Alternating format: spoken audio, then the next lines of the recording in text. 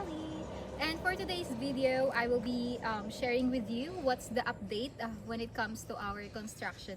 So let's see what's going on over there. I know I haven't been updating you guys when it comes to the construction progress. It's because, you know, it's really gonna take so much time. So let's see what's happening over there.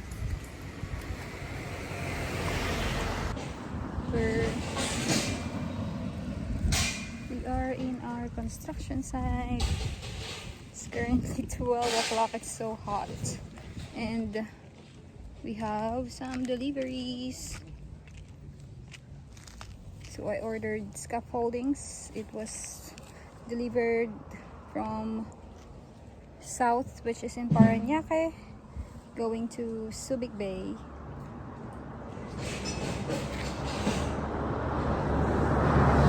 So hot.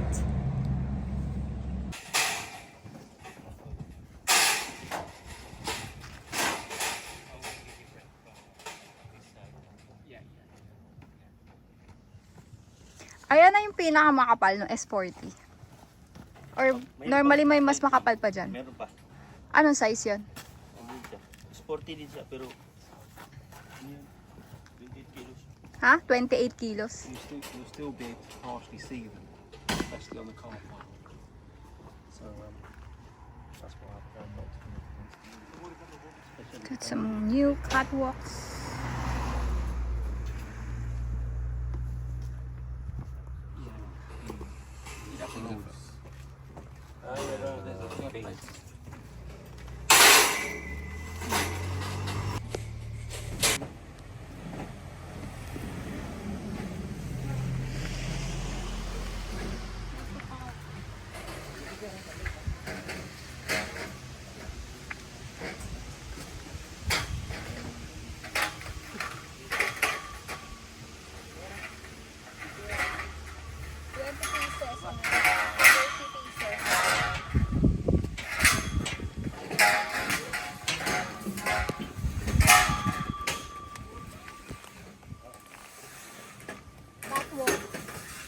Are you gonna wear heels when you walk here or?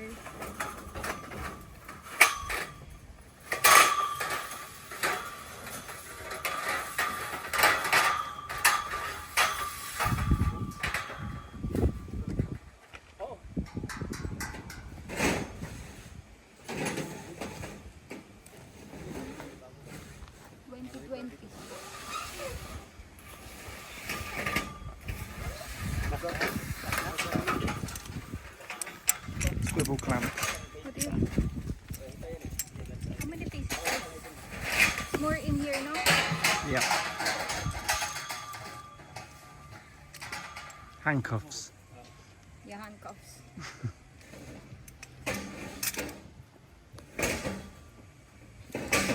Hello! Walang gumagal.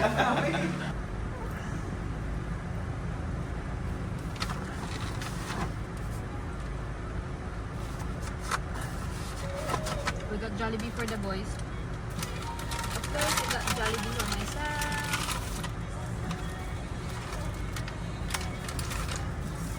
You're not a Filipina if you don't love Jollibee. I said cheese. It's not cheese. Okay. Smile! Have you signed for it, June? I like it.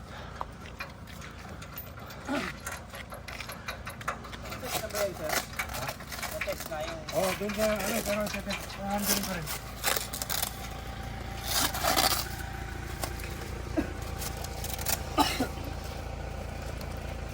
Don't ask for another mixer.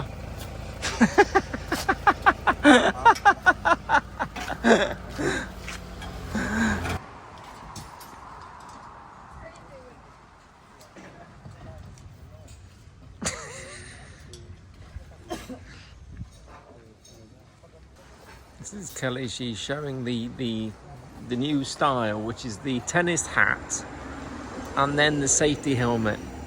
Nag-break out kasi ako pag nag-a-acne. Sa araw.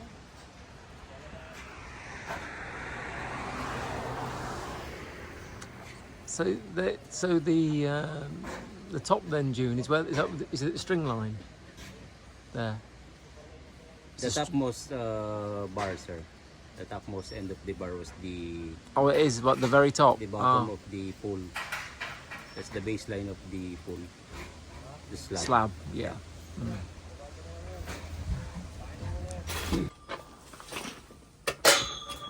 They need a radio. You need a radio, don't you? There's a new guy here.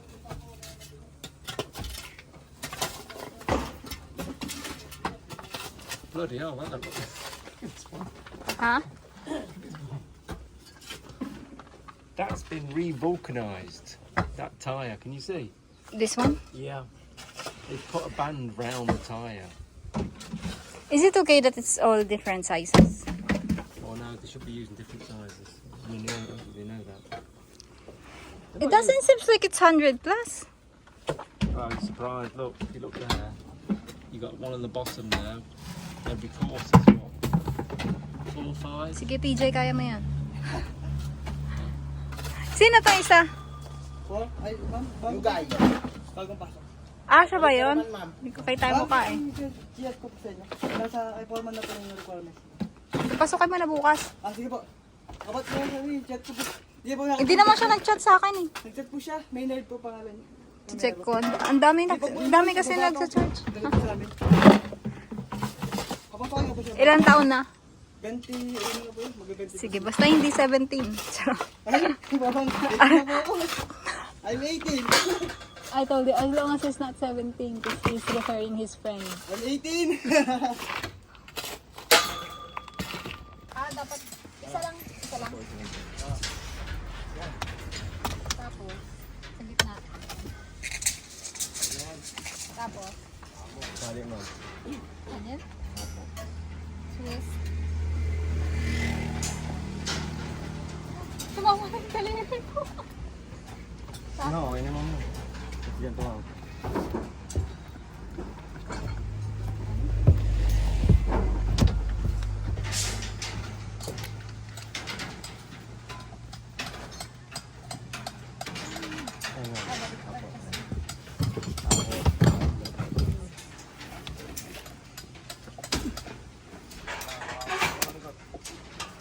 Ang complicated nito.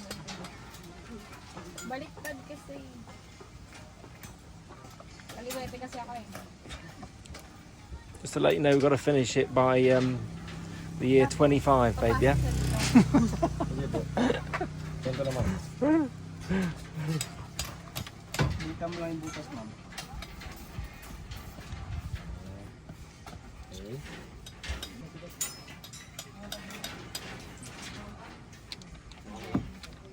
Hindi po tayo naman pag naawan ko. That's why they're not using the gloves because it's harder. Ah, yeah, it's getting in the way of the gloves.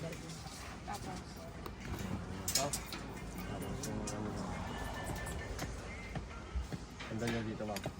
Actually, Akin mo kaya yan. Akin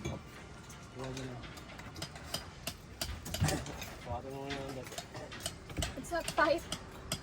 Ma'am, ikot mo lang yung Kasi, Wala, natanggal. Kabila, ma'am. Pasok na lang dito yung... Pag ganun, kabila. Hindi ma'am, baka kayo. Tapos, iikot mo pa baliktad. Punta dito. This is easier. Tapos dapat nakatago. Nakababa, ma'am. Pag nakataas, pwede makatusok naman. good job. Good job. Another 20,000 to do. 20,000.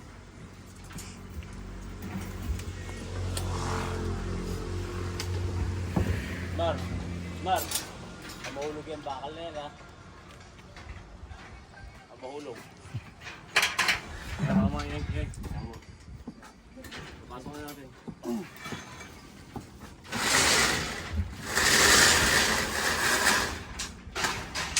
See, you can do it already. Pangit. Tani ko, hawakan mo. Ayun na pala.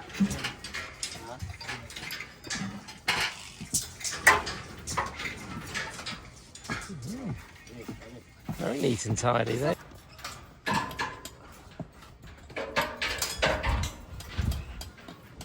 Yan, ganyan yan. Yung ano ko yung filter dito. Hindi yan. Bakal, ganun pa yan. Yung bakal, gagawin pa. Yung bakal niya. Tayo. Yung ano ko yung filter dito. Oo nga. Dito matama yan sa tubo yan. Dahil nakapasok yung isa na yan. Nakalabas eh. Ito nga tayo yung 20-20. Kanta yan dito. There we go. All right. Yeah, fantastic. Did you go? Look.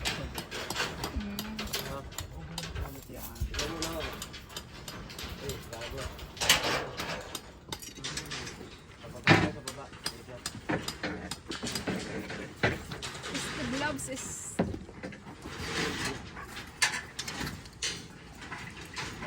Baba. Gitna. Yan. Konti pa. Sobra. Okay.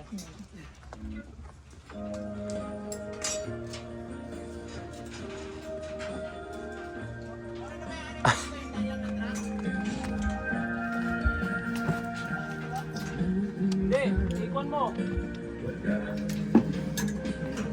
Patag mo dyan sa harapan. Dahil lang ang gulong. Dahil lang ang gulong. Pero pag nag-deliver pan, maatras siya.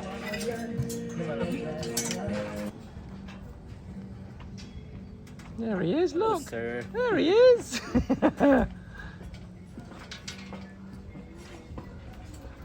It looks so neat when you're up here, you know. Where's he gone? Doesn't it?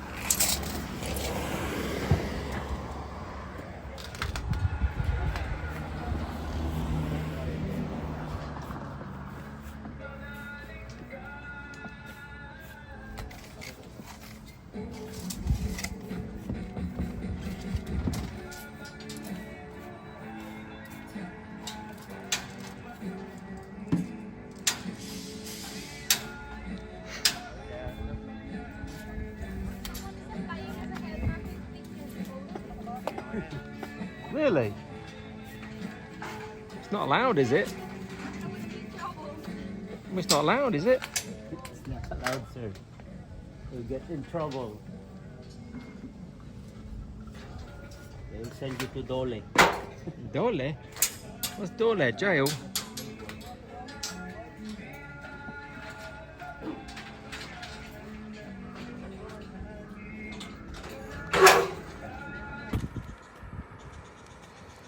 boom shakalaka, boom shakalaka. And it's currently 5 o'clock already. Actually, I really tried my best to wait for the construction workers to finish their day. In that way, I'm not gonna disturb them while they're doing the job. So this is not our site. This is actually our neighbor's site. They excavated together with us, and unfortunately they don't have a building permit, so the SBFA had to stop them while they are still trying to submit the requirements for the business permit. So unfortunately it's really messy at the moment. And come on, let's go. What's happening? There are the boys. They're going home. Bye.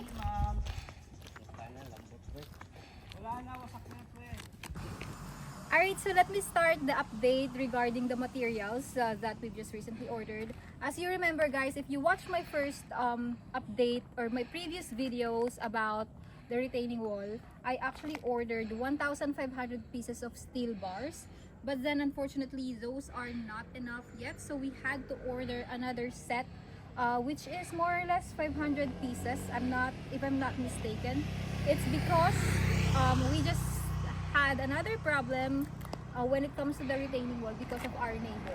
So on our previous plan, we didn't anticipate that they will dig in on this side as well. which caused us problem on this side of the retaining wall. So we had to do the workarounds to put another wall on this side. That's why we have to order more steels. And prior to that, I also ordered a concrete mixer, which is electric.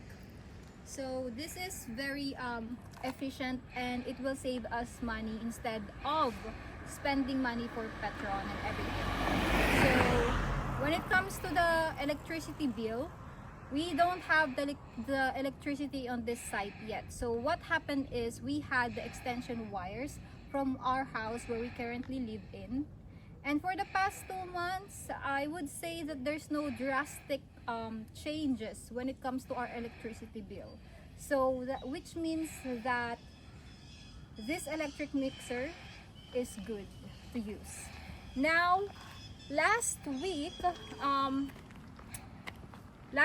they said that one electric mixer is not enough. It's because we need to have another backup concrete mixer. So we've decided, just in case that there will be no electricity or something, we have to buy we have to have the gasoline concrete mixer. That's why I also ordered that from Facebook Marketplace. So let me show you the concrete mixer. Be careful. Oops. This is actually more bigger. And this is more efficient. Big, isn't it? I can actually fit inside. If you want to have a hot bath, just put what do you call this? Burning fire underneath. No. And then every week we are ordering gravels and sand, and of course the cement from Victoria Trading Hardware, and that is just located here in Olongapo. But these, I ordered it. It was actually from Parañaque, from the south. And then the other electric concrete mixer, I ordered it. It was from Cavite. So why do I have to order it from those farther area? It's because that's cheaper. And this is the current update. We already have the slab. So the last video that I posted was the pouring of the slab under the retaining wall, and then they were able to do the stem already. Right, babe? This is a stem. So let's check what's behind of this wall. As you will notice, it's not yet finished. So it will go further up there. What is the measurement of this wall, babe? The height?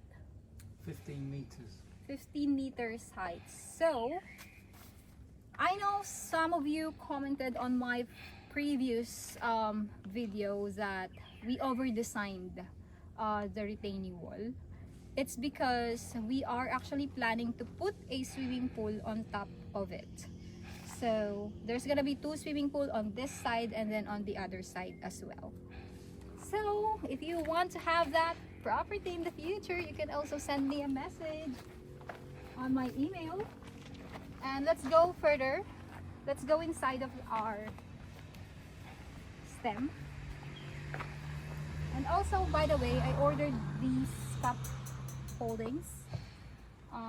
They put a primer. The workers put a primer in it, because you can actually buy second-hand H-frames, scaffoldings. It's just that if you will use it for the entire 6 months to 1 year, and then who knows, maybe we could have another project in the future, so it's better to buy brand new.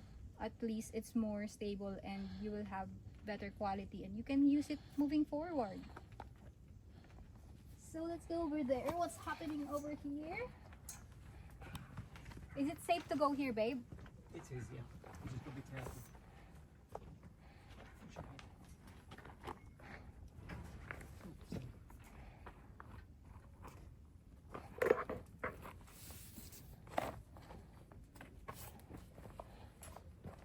So the reason why I had to wait for the workers to finish their job is because it's really dangerous to vlog, to come over here. I mean, definitely I can do it.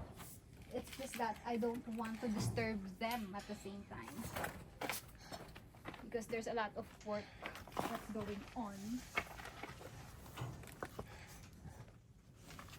There is an existing retaining wall from our neighbor on this side, which we thought it's gonna be a big problem previously, because she said that the owner from our neighbor, she said that it's a T or cantilever wall as well. What type of wall did she say, babe? She said it was a retaining wall, but it's a semi-gravity retaining wall, which is not effective in this process. So she said it's a semi-gravity retaining wall, but then her wall was actually leaning towards our lot, or towards the soil, which was here before the excavation. So we had to excavate the soil, and then now our action plan to make sure that we will protect her wall and we will protect our retaining wall as well is to use these we basically recycle the tires.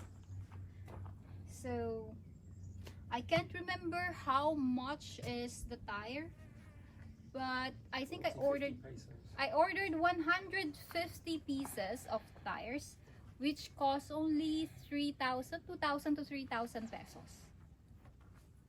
So what they're doing is they will just put the tires there, put some soil in it.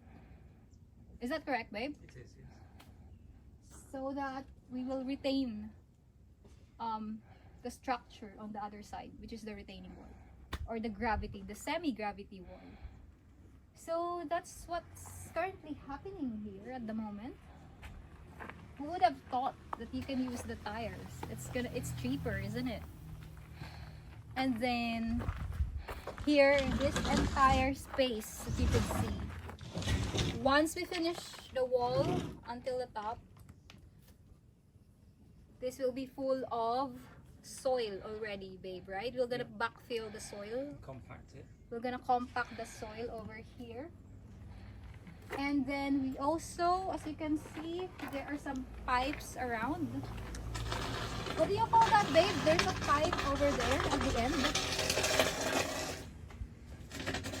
This is the French drain that sits at the back of the retaining wall.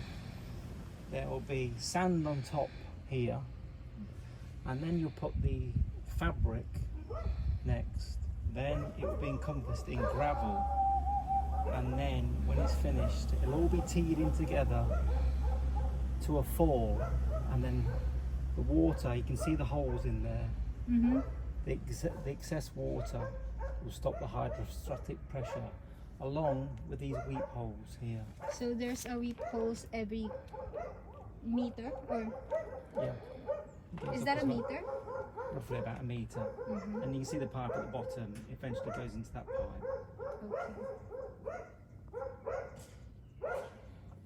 Okay. That's smart, isn't it?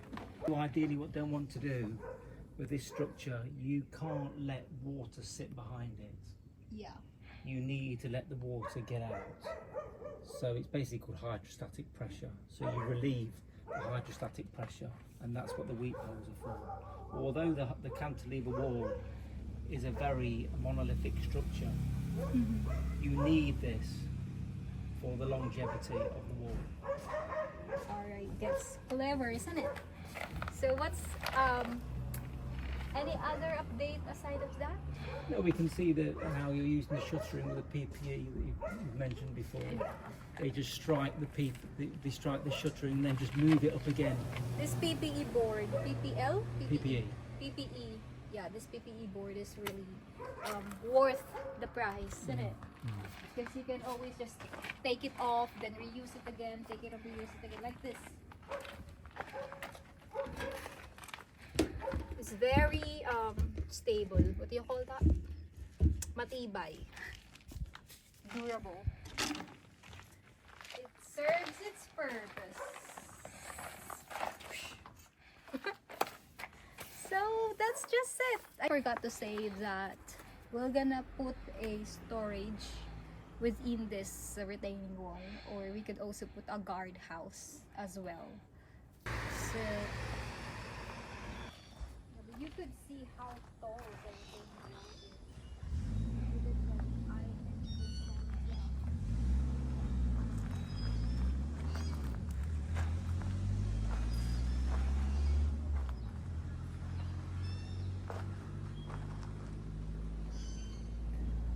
So that's it for now, guys. That's what's currently happening here in our construction site. We are still on our retaining wall stage, and hopefully by end of January we'll be able to finish the plan when it comes to our retaining wall.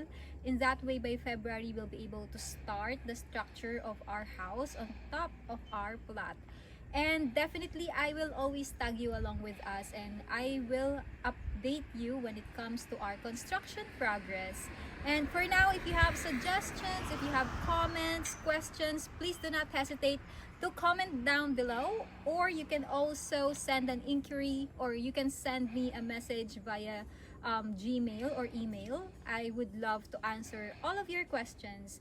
And for now, thank you so much for watching. Again, I hope you enjoy my videos, and if you like it, you like it. And thank you so much again for watching. Again, this is just Kelly. Love, love, love. Adios. Yeah.